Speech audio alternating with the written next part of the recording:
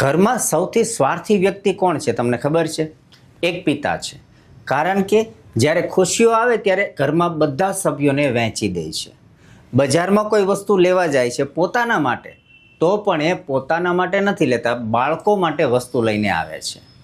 પોતાને મન ભાવતી મીઠાઈ કે વસ્તુ એ પોતાની થાળીમાંથી બાળકોની થાળીમાં મૂકી દે છે, એવું કહીને કે મને પસંદ નથી કે ભાવતી નથી.